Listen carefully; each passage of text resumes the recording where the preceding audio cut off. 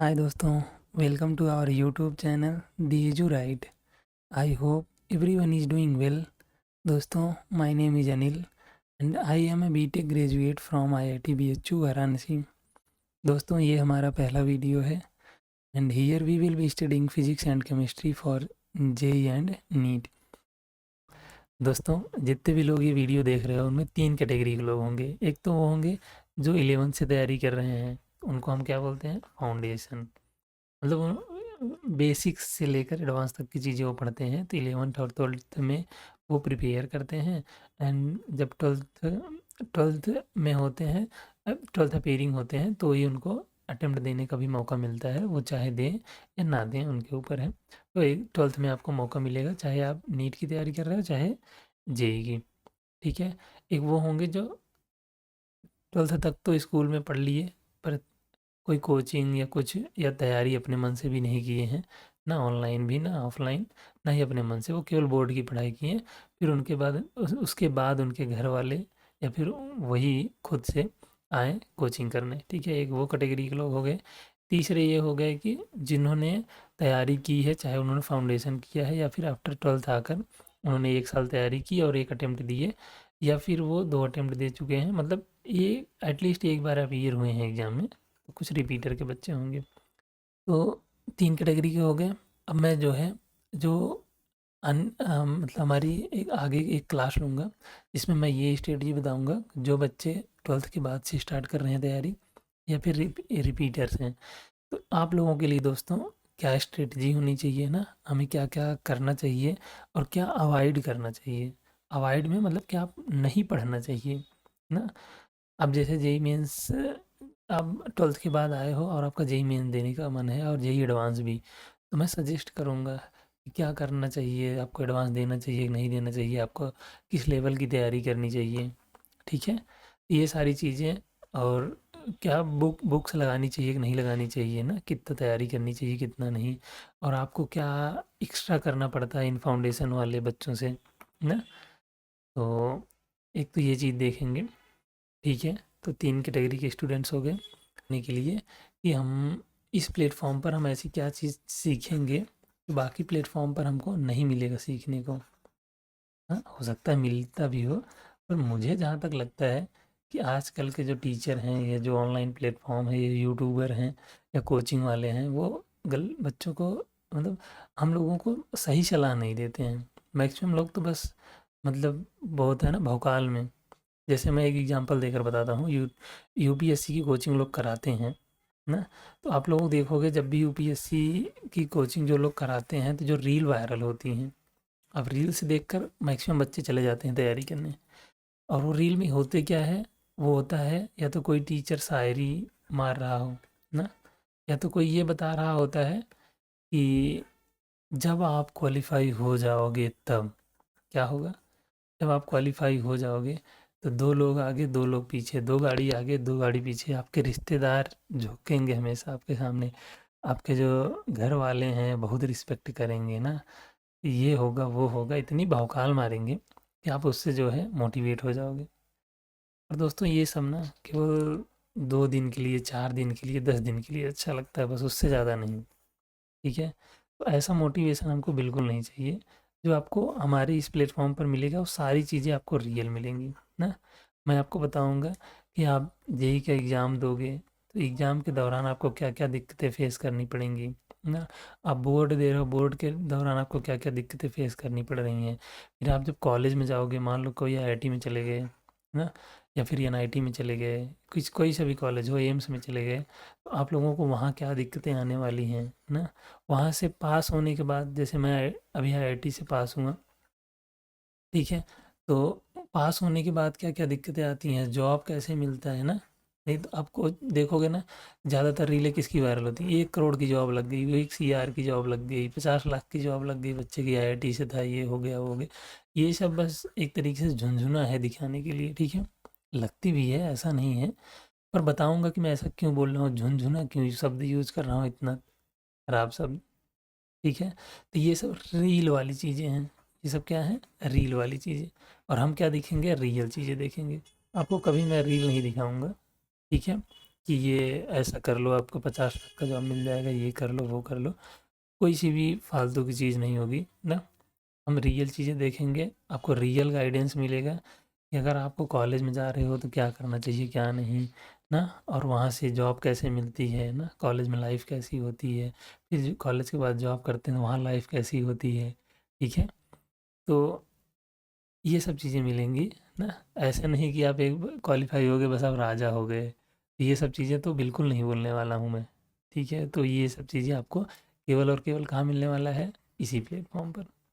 मैं आपको कोई 3-5 नहीं करूँगा कि आईआईटी वाले होते हैं भाई बहुत इंटेलिजेंट होते हैं, ये नीट वाले तो उनसे बहुत कम होते हैं, ऐसा कोई कंपैरिजन वगैरह मैं नहीं करने जा रहा हूँ। ठीक है, सब अपने आप में बहुत अच्छे हैं और बहुत अच्छे सब मेहनत करके वहाँ पहुँचते हैं। ठीक है, हमें रोबोट नहीं बनना है, हमें इंसान बनकर तैयारी भी करनी है, इंसान बनकर हमें कॉलेज में जाना है और इंसान बनकर वहाँ से निकलना है।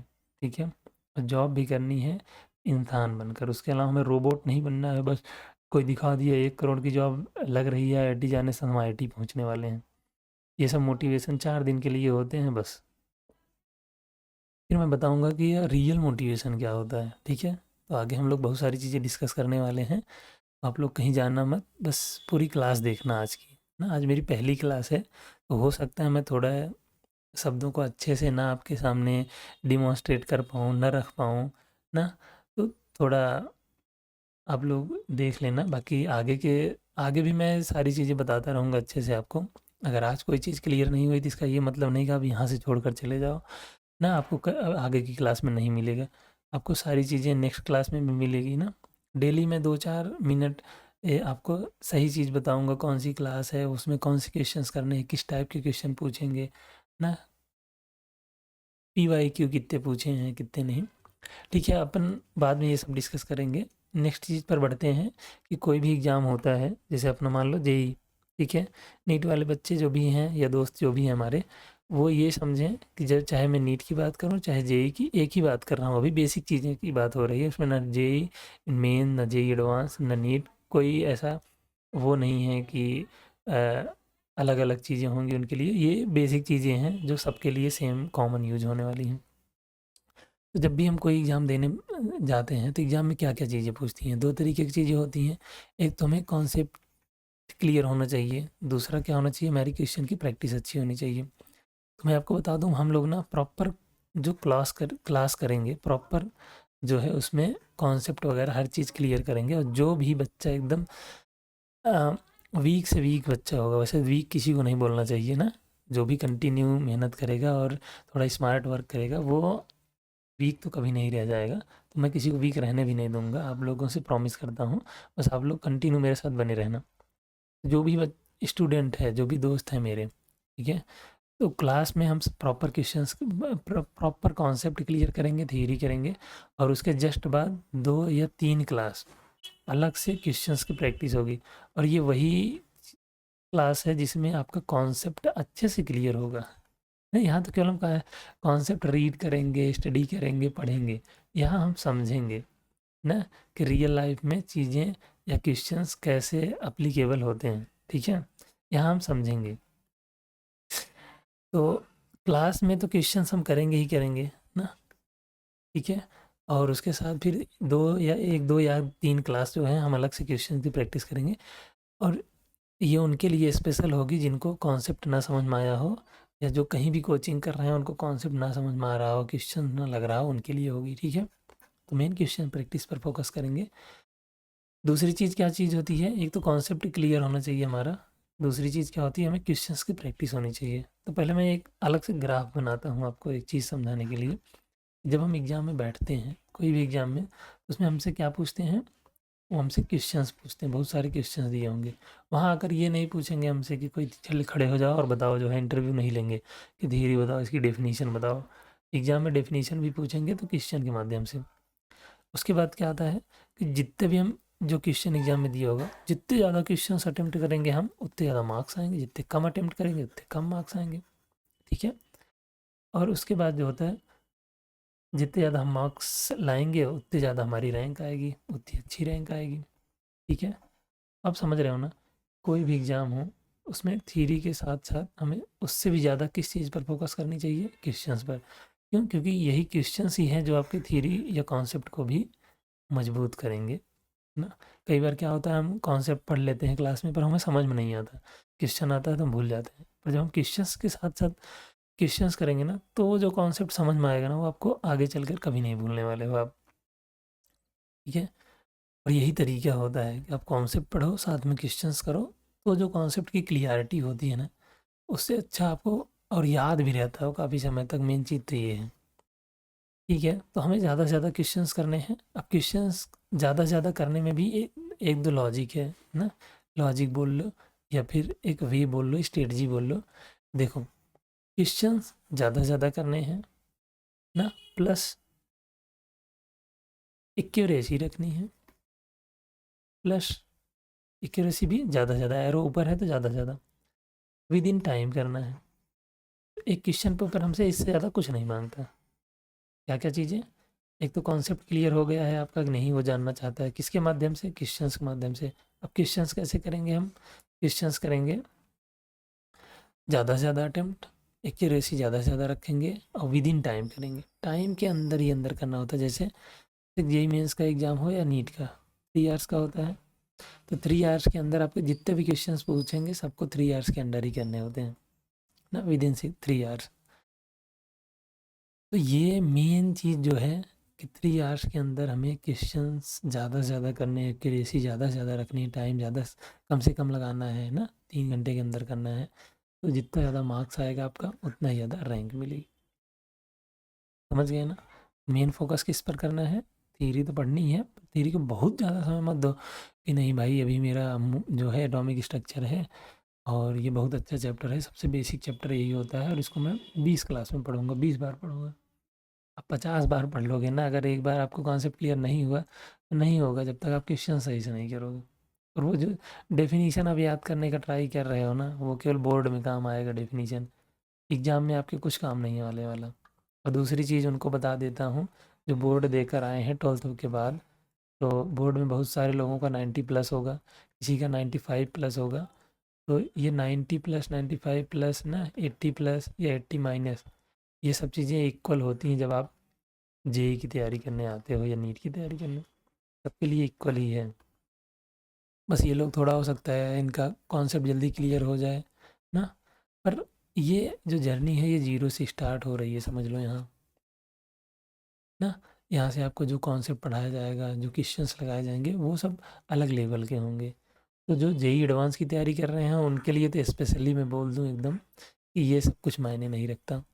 नीट के लिए रखेगा क्योंकि बोर्ड में कुछ लोग होंगे जो सीबीएसई आईसीएसई बोर्ड से पढ़े होंगे, तो एनसीईआरटी की बुक पढ़े होंगे और एनसीईआरटी से डायरेक्ट क्वेश्चंस पूछता है। जेई मेंस में तो बहुत कम पैटर्न आ रहा है इस समय, जेई मेंस में तो नहीं पूछते हैं जल्दी, पर नीट में तो बहुत ज़्यादा पूछते हैं।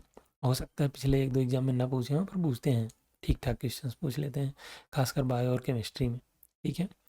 तो जो बच्चे एनसीईआरटी अच्छे से पढ़े हैं उनको तो प्लस पॉइंट है। ठीक है। पर ये मत सोच कर आना कि नहीं मेरा 90+ है तो मुझे कम मेहनत करनी है, मैं कुछ नहीं करूँगा तब भी पास हो जाऊँगा। ये भाई ये कम्पिटिटिव एग्ज़ाम है। यहाँ वो लोग भी बैठते हैं जो 2-4 बार एग्ज़ाम क्लियर कर चुके हैं। ठीक है। तो ये एक चीज़ हो गई कि हमने अपना प्लेटफॉर्म के बारे में देख लिया ना, आपके लिए आपके बारे में बता दिया कि आप लोगों को किसको क्या करना चाहिए ना।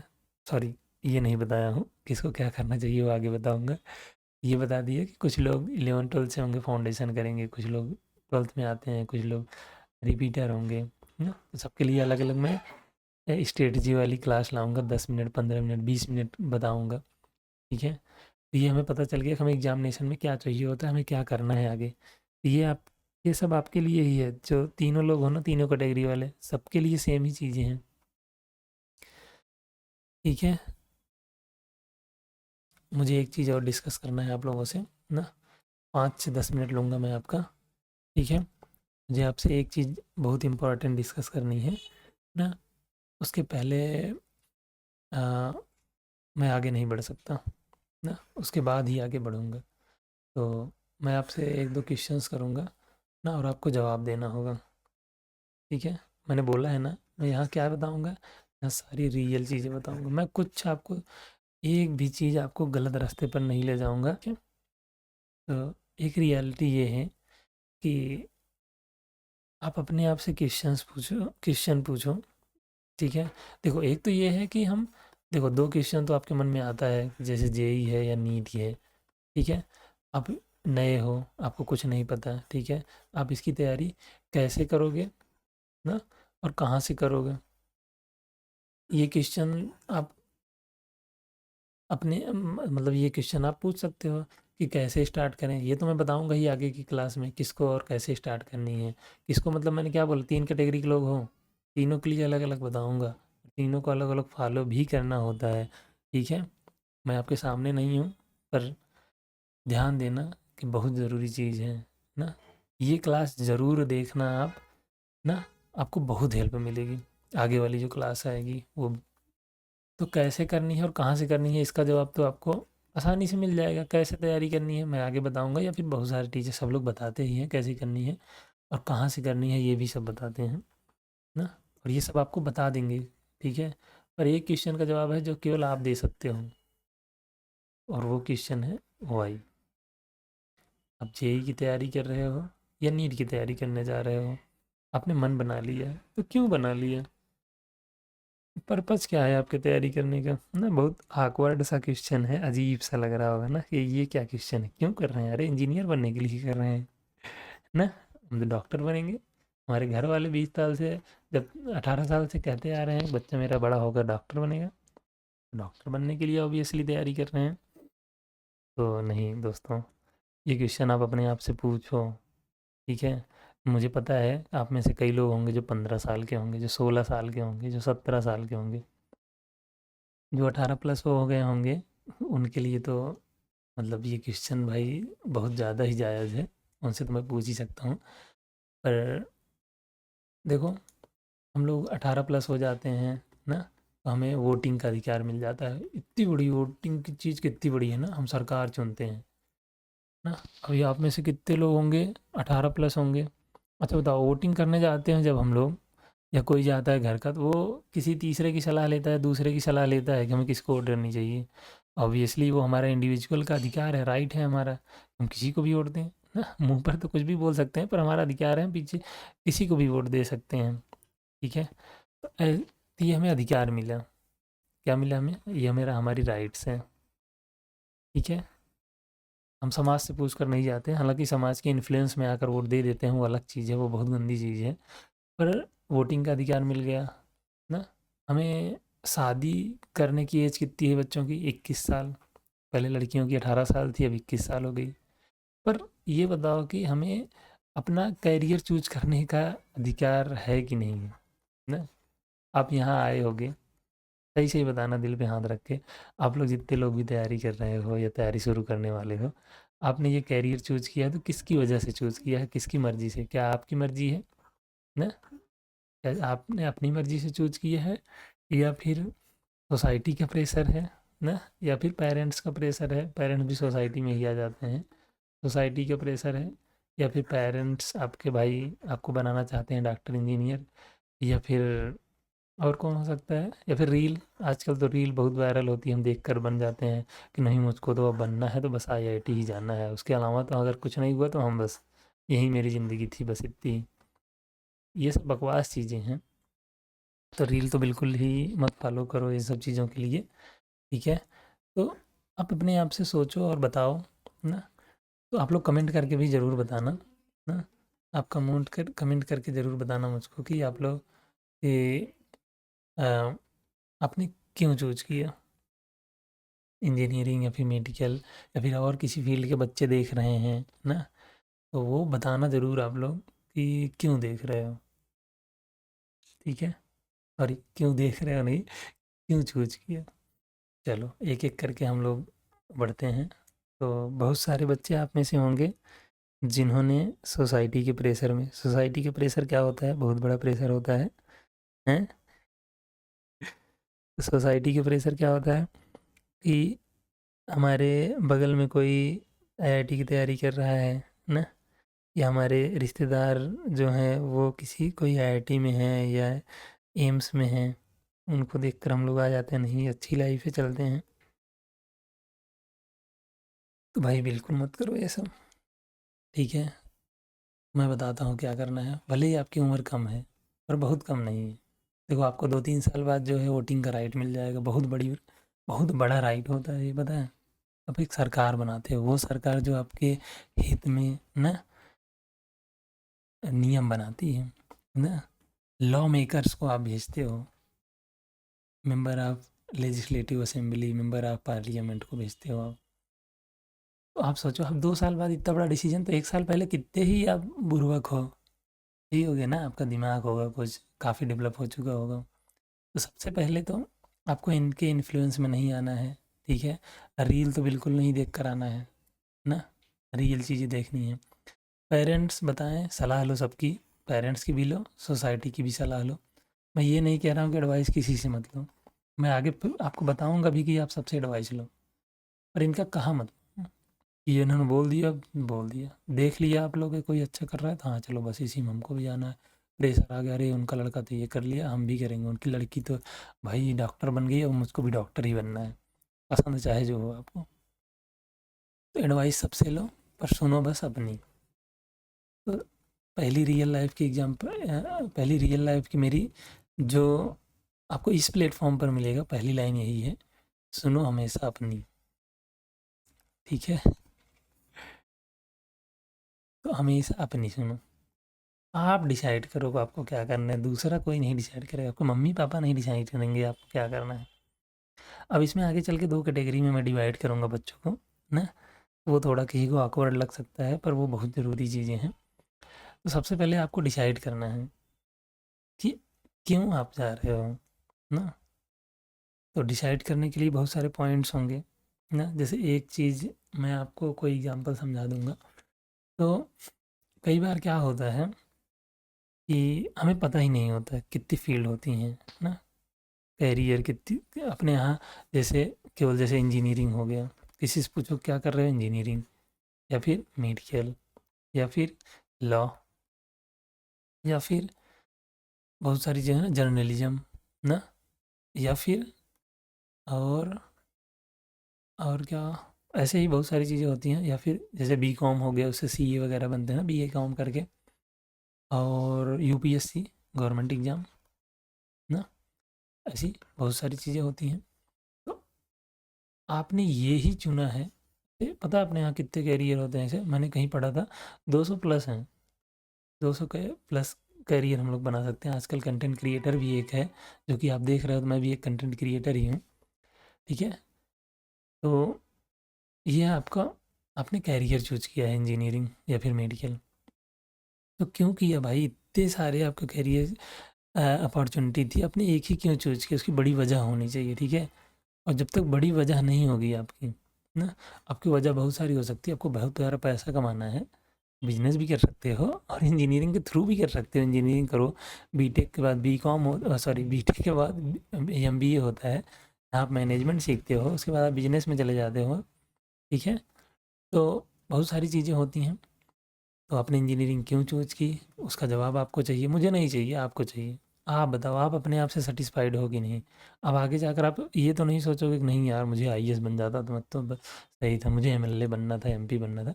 एमएलए एमपी तो आप मतलब, ऐसे तो है कि इस फील्ड आपकी होनी चाहिए, ऐसा पॉलिटिकल फील्ड होनी चाहिए ना, पॉलिटिकल साइंस नाम की भी कोई फील्ड होती है। उन सब चीज़ों को पढ़ाई करोगे तो जल्दी जाने का चांस होता है ना। आप ऐसे लोगों की संगत में रहोगे, ऐसे स्कूल कॉलेज यूनिवर्सिटी में रहोगे ना, तो वो सब चीज़ें अलग फील्ड है। इंजीनियरिंग अलग फील्ड है, मेडिकल अलग फील्ड है, लॉ अलग फील्ड है। आपने एक चूज़ किया है तो क्यों किया है, ठीक है? उसका जवाब आपके पास होना चाहिए। क्यों ऐसा मैं बोल रहा हूँ, उसका रीज़न मैं दे रहा हूँ, बाकी आप चूज़ करके कमेंट करके बताना, आगे डिस्कस करेंगे बाद में, ठीक है? पर आपको चूज़ करना, मैं कुछ इसमें हेल्प नहीं करूँगा, बस मैं ये हेल्प करूँगा कि किसको क्या करना चाहिए, क्या नहीं करना चाहिए, थोड़ा बहुत बता दूँगा कि कितनी चीज़ें हमारे पास होती हैं, क्या करना चाहिए वो नहीं, क्या हमारे पास ऑप्शंस होते हैं। क्यों ऐसा मैं बोल रहा हूँ? क्योंकि देखो, अब आज तो किसी के कहने पर इंजीनियरिंग मान लो चूज़ कर ली, ठीक है? आपने जेईई की तैयारी की, कोई बात नहीं, जेईई में फेल हो गए या पास हो गए, डज़न्ट मैटर। पर कई बार क्या होता है, आपने सुना होगा कि कोटा में या कानपुर में बहुत सारे बच्चे सुसाइड वगैरह कर लेते हैं। उसकी एक वजह होती है ना, मेंटल प्रेशर होता है उनके ऊपर, सोसाइटी का प्रेशर होता है, घर का प्रेशर होता है, बहुत सारी चीज़ें होती हैं जो हम लोग इग्नोर कर देते हैं, पेरेंट्स भी इग्नोर कर देते हैं। उनको लगता है कि नहीं कोई अलग चक्कर रहा होगा, कुछ अलग कर लिया, अरे सब लोग तो कर रहे हैं, नहीं होता ऐसा बाबू, ठीक है? तो दोस्त आपको चूज़ करना है आपको किस फील्ड में जाना है और आप कैपेबल हो। अब कैसे करना है, एडवाइस किससे लेनी है, वो सारी चीज़ें मैं बताऊँगा। और ये क्यों मैं बोल रहा हूँ वो बताता हूँ, क्योंकि आपने जैसे ही चूज़ किया मुझे जेईई की तैयारी करनी है, आपने 2 साल तैयारी में लगा दिए, तो 2-3 साल तो आपकी इसी में चली गई, तो आपका 12th हो गया, 13th हो गया। अब जब 3 साल आप इसी फील्ड में रहोगे ना, तो आपको प्रेशर आना शुरू कि सोसाइटी क्या बोलेगी? अगर मैं इंजीनियरिंग की तैयारी से मैं बीए करने चला गया, क्या बोलेंगे लोग? क्या कहेंगे लोग?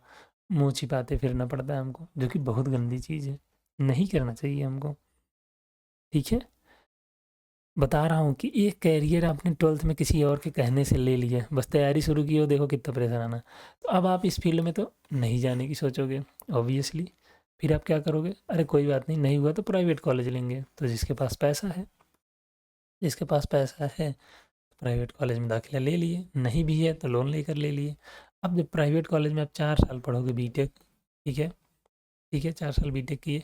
अब बीटेक करने के बाद आपका 2 चीज़ होगा।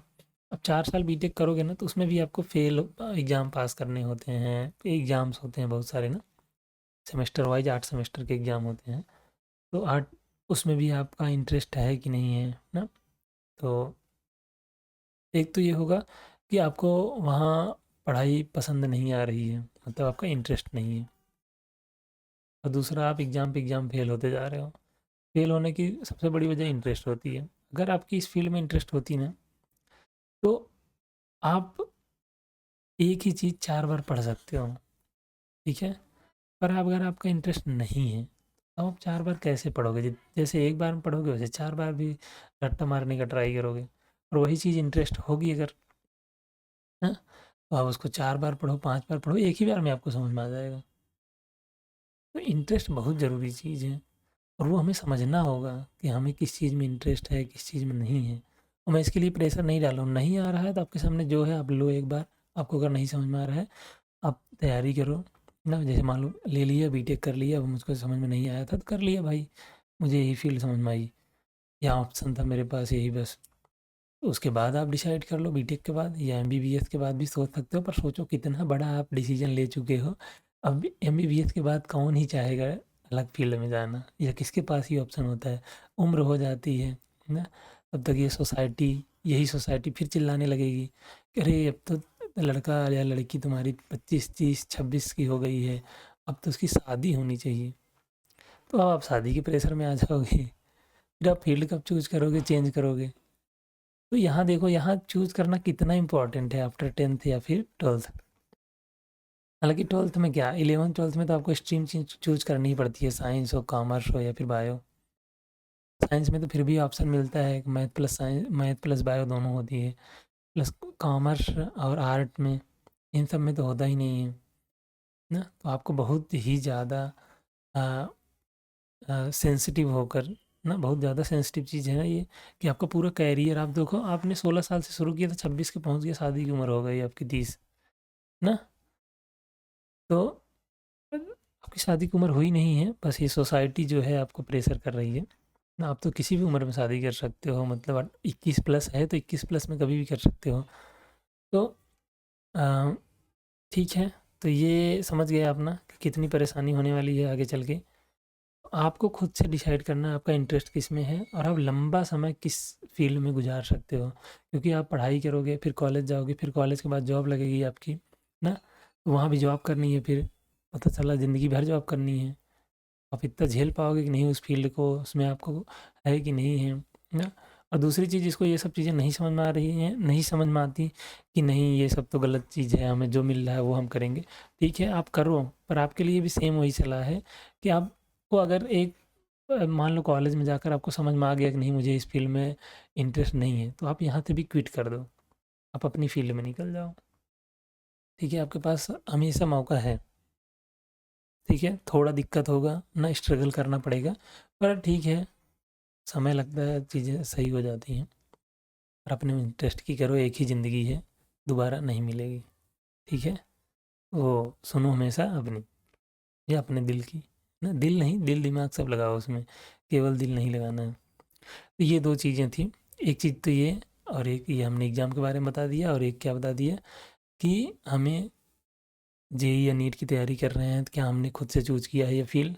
अगर नहीं किया है तो क्यों किया है? अगर किया है तो क्यों किया है? ना दोनों की जवाब देना है अपने आप से, और कमेंट करके भी बता सकते हो आप लोग, ठीक है?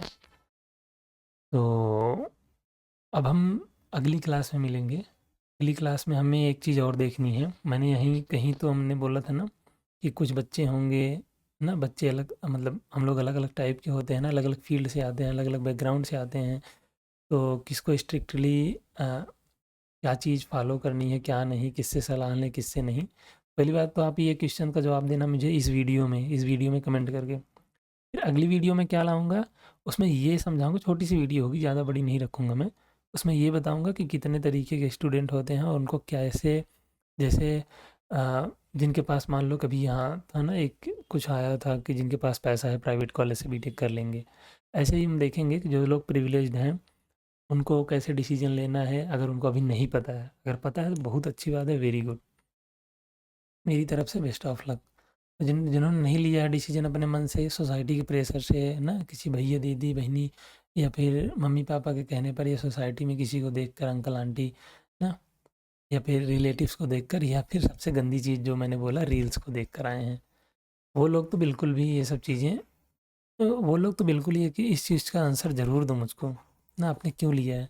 अगर आपके पास आंसर नहीं है तो कमेंट करके ज़रूर बताना, या फिर मैं दूसरी वीडियो में तो दूंगा ही, पर कमेंट करके बताना जिन लोगों ने डिसीजन लिया है अपने मन से, और जिन लोगों ने नहीं लिया है अपने मन से, ठीक है?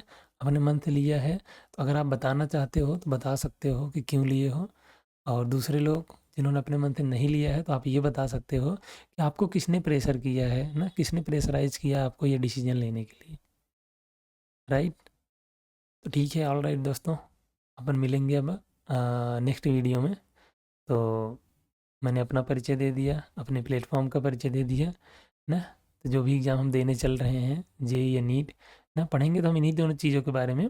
पर अगली क्लास में मैं और भी इंटरेस्टिंग चीज़ें आपको बताऊँगा, ठीक है? ये वीडियो लंबी ना हो, पहली वीडियो है इसलिए छोटी रखता हूँ, ठीक है? तो अगली वीडियो में, इस वीडियो में आप पक्का बताना मुझको, आपने अपने मन से ये करियर चूज़ करने का सोचा है, आए हो, या फिर किसी के प्रेशर में, और रीज़न भी ज़रूर देना, ठीक है? तो अगली वीडियो में हम लोग मिलेंगे, और उसमें मैं आपको ज़रूर बताऊँगा कि आपको कैसे डिसीज़न लेना है ना, उसमें कैसे एडवाइस ले सकते हो ना, कैसे मतलब आपको हेल्प मिलेगी ये सब चूज़ करने में, क्योंकि आप तो अभी छोटे होगे, 15 साल 16 साल, तो जो लोग फाउंडेशन वाले हैं, जो 12th प्लस हैं, उनको तो काफ़ी चीज़ें समझ में आ गई होंगी अब तक, लाइफ क्या होती है, कैसे होती है, और 18 प्लस हो गए हो भाई ना, आप लोगों को दोस्तों, आप लोगों को वोटिंग का अधिकार हो चुका होगा, तो आप लोग अपना करियर चूज़ करने का भी हथियार खुद अपने हाथ में लो। किसी के बहकावे में, किसी के कहने पर, किसी के प्रेशर में मत चूज़ करो। आगे मैं आपको हेल्प करूँगा ज़रूर चूज़ करने में, ठीक है? और तो मेरा डायरेक्ट कोई हाथ नहीं होगा, सब कुछ आपको ही करना होगा ना, क्योंकि मैं ही तो मना कर रहा हूँ कि किसी की बात मत सुनो। तो मैं ही कैसे डिसाइड कर सकता हूँ आपको क्या करना है? तो मैं ऐसी कोई चीज़ नहीं बताऊँगा, मैं हर चीज़ रियलिटी में चलूँगा, ठीक है? आप लोग यहाँ आए हो तो एकदम निश्चिंत होकर रहो कि आपको अच्छा ज्ञान ही मिलेगा यहाँ, फालतू की चीज़ नहीं मिलेगी। आप जो मुझसे सीखने आए हो वही सिखाने वाला हूँ, ठीक है? बाय बाय दोस्तों, ठीक है? अब मिलेंगे अगले वीडियो में। Thank you so much.